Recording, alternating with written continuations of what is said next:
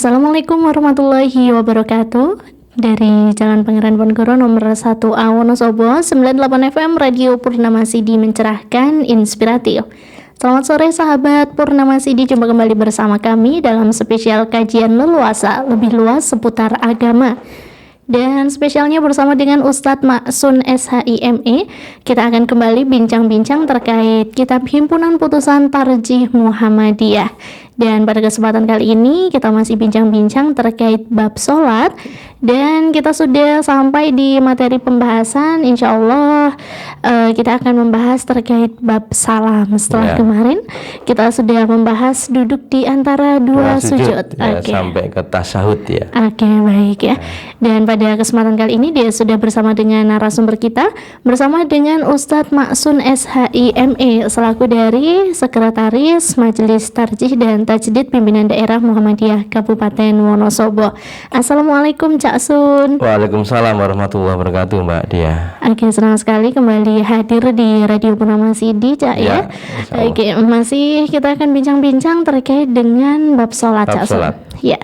Untuk kesempatan kali ini insya Allah kita akan membahas mengenai bab salam ya Cak Sun ya. Dan sahabat Purnama Sidi dimanapun Anda berada, Anda juga bisa mendengarkan kami melalui frekuensi 98 FM Radio Purnama Sidi atau melalui streaming di www.jogjastreamers.com. Bagi Anda yang ingin menyaksikan kembali, Anda juga bisa menyaksikan tayangan ini di channel YouTube MTTV Channel Wonosobo ya.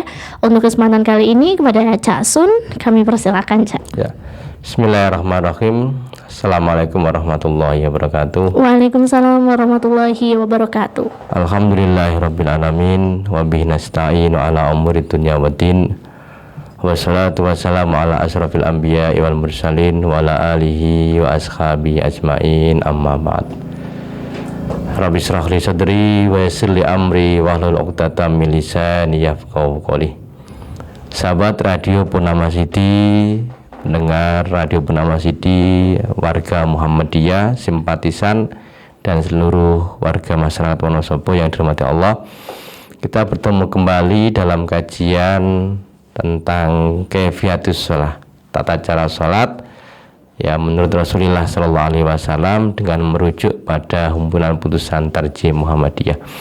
Di pertemuan yang lalu kita sudah membahas tentang tasyahud ya, tentang bagaimana tata cara tasyahud, kemudian bacaan doanya seperti apa. Dalam bacaan doa ada dua macam yang bisa kita pilih ya, termasuk selawatnya. Ya, jadi ini ya sama-sama punya keutamaan ya. Tidak kemudian mana yang lebih utama, enggak, sama-sama punya keutamaan. Ya, sama-sama utama. Ya. Baik pakai at-tahiyatul lillah wassalatu wathayyibat atau pakai at-tahiyatul mubarakatus sholawatu wathayyibatul lillah. Ya, bisa memilih salah satu itu. Atau sholawatnya juga bisa salah satu. Ya, pakai Allahumma sholli ala Muhammad wa ala ali Muhammad kama sholaita ala Ibrahim wa ali Ibrahim wa barik ala Muhammad wa ali Muhammad kama barakta ala Ibrahim wa ali Ibrahim innaka Hamidum Majid. Atau pakai yang kedua, Allahumma sholli ala Muhammad wa ala ali Muhammad kama sholaita ala ali Ibrahim wa barik ala Muhammad wa ala ali Muhammad kama barakta ala ali Ibrahim fil alamina innaka Hamidum Majid. Jadi dalam selawatnya bisa menggunakan salah satu dari selawat tadi itu. Lalu kemudian ada anjuran setiap kali kita selesai tasyahud itu ya, kemudian nambah dengan satu doa. Ya, bisa Allahumma inni a'udzubika min adzabi jahannam wa min adzabil qabri wa min fitnatil mahya wal mamati wa min syarri fitnatil masiihid dajjal. Atau doa yang dipesankan Rasulullah. Jadi Rasulullah pesan kepada Mu'adz bin Jabal. Ya, di antaranya itu ini, Allahumma a'inni ala dzikrika wasurka wa husni ibadatik. Jadi bisa dipilih salah satu dari doa itu. Nah, setelah itu kemudian salam. Ya. Seperti pembahasan di awal kita bahwa sholat itu dimulai dari takbir dan diakhiri dengan salam. Ya, salam. Ya, kalau udah salam udah selesai. Ya, ini berdasarkan apa? Berdasarkan hadis Nabi Sallallahu Alaihi Wasallam dari Ali radhiyallahu anhu qala Rasulullah Sallallahu Alaihi Wasallam miftahus shalah at-tuhur, kunci ya pembuka atau kunci suatu adalah bersuci. Wa tahrimuhat takbir, permulaannya adalah takbir. Wa takhliluhat taslim, dan penyelesaiannya adalah salam. Ini dasarnya. Ya, jadi sholat itu memang diakhiri dengan salam. Nah, ini bagian dari ketentuan yang dicontohkan oleh Rasulullah Sallallahu Alaihi Wasallam. Jumhur ulama juga mengatakan demikian. Jumhur, ya, sebagian besar ulama mengatakan demikian, bahwa sholat ya yang tidak dilakukan salam la yuzzi'u, tidak memadai, tidak cukup, ya, maka menutup sholat dengan salam itu hukumnya wajib. Ya, jadi sekalipun ya ini kan aspek fikih itu kan memang memungkinkan terjadinya perbedaan, Pak Dia. Dalam bab fikih itu memang berharapnya ada satu, itu mungkin tidak ada. Fikih itu kan hasil ijtihad. Baik. Ya, mungkin teksnya sama, dalilnya tapi metodenya berbeda, maka menghasilkan hukum yang berbeda. Nah, di dalam bab salam ini juga sama. Ya, kalau jumhur ulama mayoritas termasuk Imam Malik, Imam Syafi'i menegaskan bahwa salam itu untuk menutup sholat hukumnya wajib. Sehingga ketika orang sholat tidak salam, maka la yujzi'u, tidak memadai atau tidak mencukupi. Nah, ada satu pandangan dari Imam Abu Hanifah bahwa salam untuk menutup sholat itu hanya sunat dilakukan.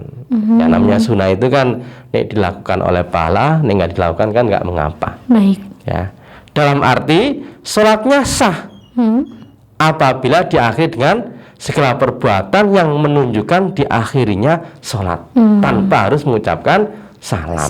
Baik. Nah, ini ya, apa yang dijadikan dasar hujah Abu Hanifah tentang pandangannya ini berdasarkan satu hadis ketika Rasulullah SAW itu membenarkan ada orang yang sholatnya salah.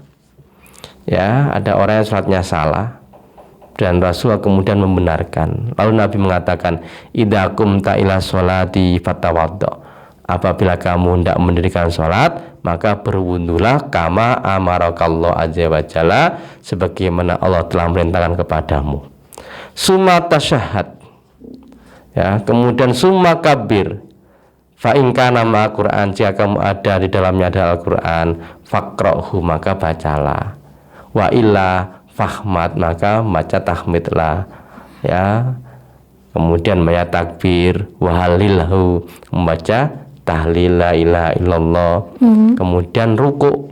Jadi ini Rasulullah mengajarkan begitu, hatta tatma'inna raki'an, sampai kemudian sempurna atau tumaknina rukunya. Ruku sebagaimana kita bahas, posisi punggung harus lurus, ya, sehingga ketika dikasih wadah air yang berupa air, maka wadah itu, gelas itu tidak tumpah. Baik. Ketika ruku juga tidak boleh dangak dan juga tidak boleh menunduk, sedang saja. Sumarfa, kemudian ngangkatlah, fa'tadil qaiman, yaitu i'tidal. Sama ketika i'tidal juga posisi harus tegak, seluruh tubuh harus sudah dalam keadaan sempurna sebagaimana orang berdiri. Sebelum sempurna itu maka tidak boleh sujud. Sumajud, kemudian sujud. Fa'tadil sajidan, yang fa'tadil, yang sederhana sujudnya. Ya, jadi sebagaimana kita bahas ketika sujud. Sumajlis, kemudian duduklah di antara dua sujud itu, hatta tatma'inna jalisan, sampai kemudian tenang. Ya, kemudian apa? Di dalam hadis itu dikatakan summakum, kemudian berdirilah, faida fa'alta dzalika, kalau sudah melakukan yang demikian itu, faqad tammat sholatuka, maka sempurna sholatmu. Nabi di dalam hadis ini ketika mengingatkan orang yang keliru dalam sholatnya itu, Nabi tidak mengatakan kemudian dengan salam, tidak. Hanya mengatakan faqat faidah fa'al tadalika. Jadi Nabi menjelaskan kan awal tentang bagaimana memulai dari sholat dari awal sampai kemudian terakhir. Di dalam hadis ini Nabi tidak menunjukkan supaya ditutup dengan salam. Nah, dalam pandangan tarjih memahami hadis ini, dikatakan hadis ini sesungguhnya bukan penegasan bahwa salam tidak wajib dalam sholat. Hadis ini hanya membetulkan sholat yang dilakukan oleh seseorang yang salah, ya kan? Ya salah itu ya mungkin tidak tumak nina, sholatnya kayak orang burung nyucuk makanan, misalnya gitu ya. Nabi membenarkan sholat itu nggak kayak gitu, ya kan? Tidak disebutkannya salam dalam hadis tersebut itu tidak berarti bahwa salam tidak merupakan bagian dari sholat. Apa yang tidak disebutkan Nabi di dalam hadis ini, ya, itu disebutkan di dalam hadis-hadis yang lain, termasuk hadis dari Ali bin Abi Thalib yang menegaskan bahwa Nabi SAW itu ketika sholat Nabi menutup dengan salam. Oleh sebab itu kata tarjih bahwa pendapat Abu Hanifah yang mengatakan bahwa sholat tidak harus ditutup dengan salam itu sudah sah. Ya, oleh tarjih dikatakan itu adalah pendapat yang marjuh, pendapat yang tidak kuat, dan pendapat yang roji, pendapat yang kuat itu adalah pendapat jumhur, di mana setiap orang melaksanakan sholat maka ditutup dengan salam. Nah, ini berkaitan dengan beberapa pandangan tentang salam itu. Oke. Kemudian bagaimana bentuk salam? Kita akan mendapati ada Assalamualaikum warahmatullahi, ada Assalamualaikum warahmatullahi wabarakatuh. Nah, tarjih memilih kedua-duanya. Ya, bahkan pandangan tarjih salam harus lengkap itu menegaskan dari pusat-pusat tarjih yang sudah lama. Ya, jadi tahun berapa saya lupa, sudah diputuskan bahwa salam ketika menutup salam di sholat itu adalah Assalamualaikum warahmatullahi wabarakatuh. Ya, tapi juga boleh ada riwayat yang menyebutkan salam di dalam sholat itu Assalamualaikum warahmatullahi. Ya kan, hanya sampai itu saja. Ada dua hadis, misalnya dari Wa'il qala sholaitu ma'an Nabi sallallahu alaihi wasallam. Saya itu salat bersama Rasulullah sallallahu alaihi wasallam, yusallim an yaminihi. Ya, Nabi itu salam, mengucapkan salam pada an yamini, sebelah kanan. Assalamualaikum warahmatullahi wabarakatuh. Wa an simali, dan ketika noleh ke kiri Nabi mengucapkan Assalamualaikum warahmatullahi wabarakatuh. Jadi sempurna salamnya itu. Ya. Kemudian hadis yang kedua yang menyebutkan bahwa Nabi itu ketika salam tidak tidak sampai pada wabarakatuh. Ya, ini juga dari riwayat dari Ibnu Mas'ud, anan Nabiyya sallallahu alaihi wasallam kana yusallimu an yaminihi. Nabi itu ketika salam waktu noleh ke kanan itu, wa an yasari, dan ketika ke kiri, apa yang diucapkan Nabi? Assalamualaikum warahmatullah. Assalamualaikum warahmatullah. Hatta yara bayada khaddihi. Ya, ini berkata tata cara. Sampai Nabi itu ketika salam itu terlihat pipi yang putihnya, bayadu khaddihi, putih pipinya. Jadi salam itu memang nggak sekedar noleh gitu saja, tapi sampai orang di belakang itu melihat gitu loh. Nah, ya, jadi tidak sekedar noleh gitu aja, tapi kalau kita ngikuti Rasulullah ini sampai kemudian hatta yarabaya dohadihi, sampai terlihat putih pipinya itu. Yang melihat ini mungkin orang yang di belakangnya, ya kan, melihat ketika noleh itu agak keras gitu ya, tidak sekedar noleh itu saja. Nah, ini berkaitan dengan persoalan salam. Kemudian hal yang lain yang saya kira juga penting, ya, ini sholat 2 rakaat ya, sudah selesai, ya kan? Bagaimana ketika sholat itu 3 rakaat, ya, atau 4 rakaat? Maka ketika kita melaksanakan sholat 3 rakaat, ya, berarti ada namanya tasyahud awal. Duduknya itu tidak tawaruk, Mbak. Jadi kalau sholat 2 rakaat, duduk akhirnya tawaruk tadi, ya. Kalau sholat yang 3 rakaat, sholat maghrib misalnya, maka di rakaat yang kedua itu ada tahiyat awal, itu duduknya di iftirosh. Ya, bacaannya sama, ya, sebagaimana bacaan yang kita at-tahiyatulillah tadi itu sama, ya. Nah, setelah selesai membaca doa tadi, tahiyat awal tadi itu, ya, sebagaimana yang kita jelaskan dalam pembahasan yang ketika melaksanakan sholat yang 2 rakaat selesai itu, maka kemudian ketika bangkit itu membaca Allahu Akbar sembari mengangkat 2 tangan. Ya, jadi Allahu Akbar sembari mengangkat 2 tangan.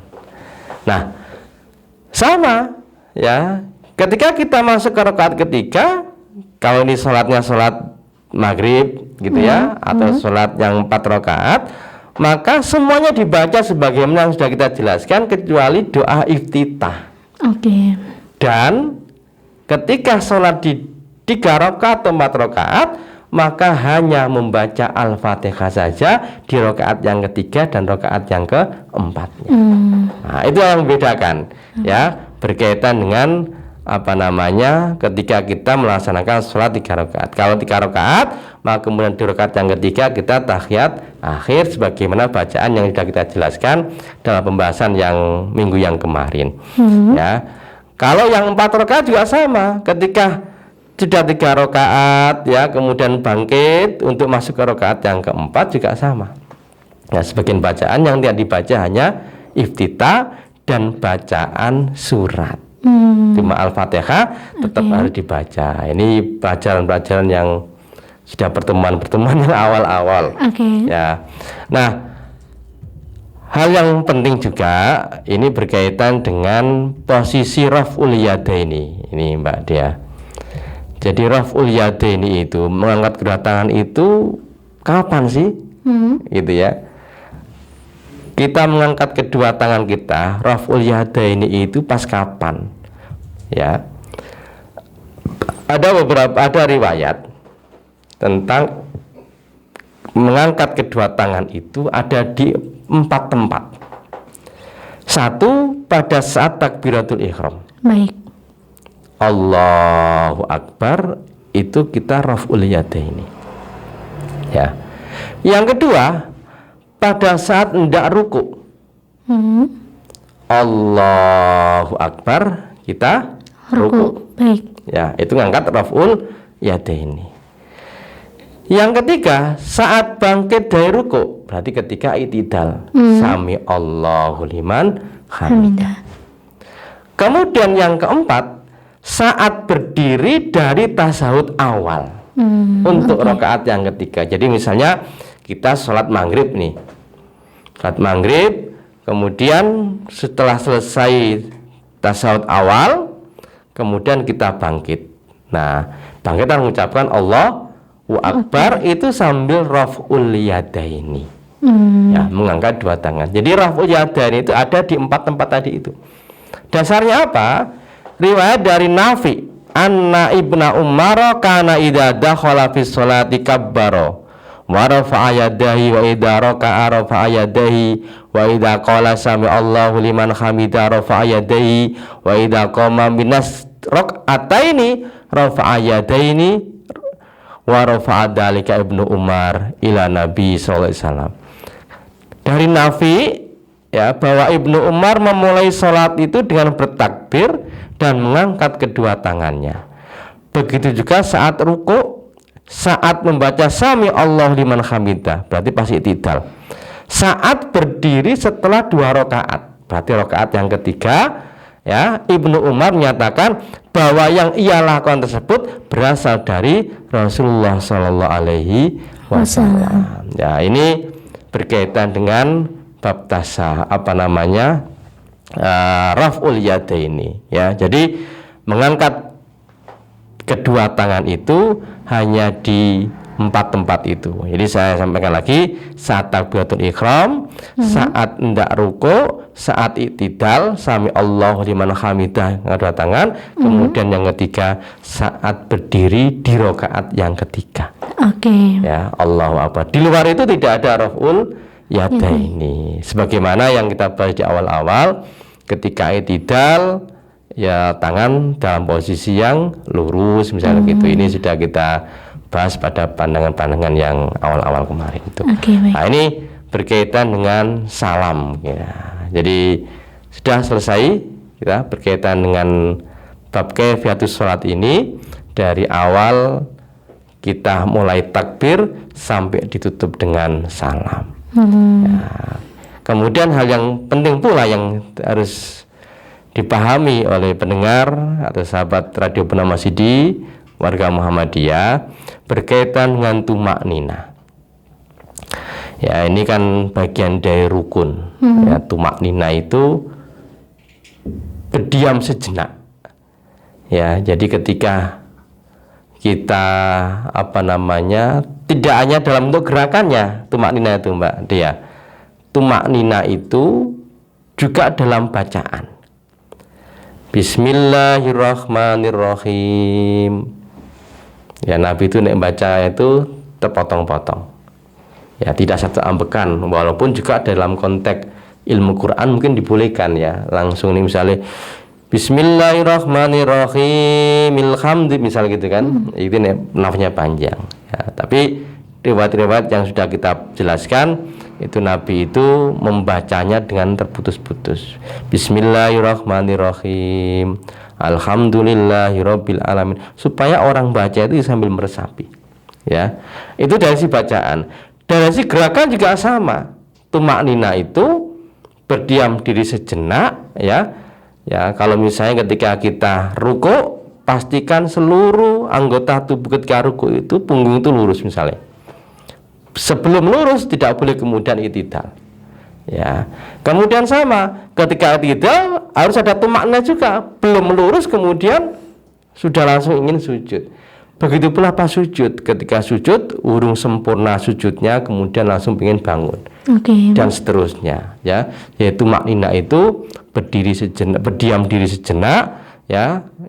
Ya tidak harus lama, karena Nabi itu di dalam semua gerakannya itu tidak kemudian ada di antara rakaat-rakaat yang dipanjangkan, misalnya rakaat terakhir dipanjangkan sujudnya misalnya gitu kan. Nah, itu tidak. Jadi semua gerakannya itu sama, termasuk dalam bacaan ketika takbir. Tidak kemudian pas sujud itu dipanjangkan huruf jalalannya. Allahu Akbar, enggak. Biasa saja. Ya, Allahu Akbar. Ya, jadi ini berkaitan dengan kaifiyatus sholat, tata sholat menurut Rasulullah SAW yang diambilkan dari himpunan perusahaan Tarjih Muhammadiyah. Alhamdulillah, kajian kita beberapa kali pertemuan tentang sholat dari awal sampai hari ini, alhamdulillah sudah selesai. Mudah-mudahan bermanfaat dan bisa menjadikan ibadah sholat kita menjadi lebih baik. Amin, amin. Kira-kira gitu, Mbak Dea. Oke, baik. Terima kasih banyak Cak Sun untuk materi kita pada sore hari ini. Alhamdulillah sudah lengkap ya Cak ya, mulai dari awal dulu pengantar sholat ya Cak, sampai edisi kalau nggak salah ke 8 atau ke 9 ini ya Cak ya. Oke, luar biasa. Terima kasih banyak kepada Cak Sun atas materi dan juga ilmunya yang telah disampaikan kepada kita semuanya. Mudah-mudahan sehat selalu, berkah selalu juga untuk Cak Sun. Amin, amin. Amin. Dan juga untuk sahabat Purnama Masidi, terima kasih banyak telah mendengarkan kami di 98 FM untuk spesial kajian leluasa lebih luas seputar agama. Baik, dia mohon pamit undur diri, dan juga bagi Anda bisa menyaksikan tayangan kami kembali di channel YouTube MTTV Channel.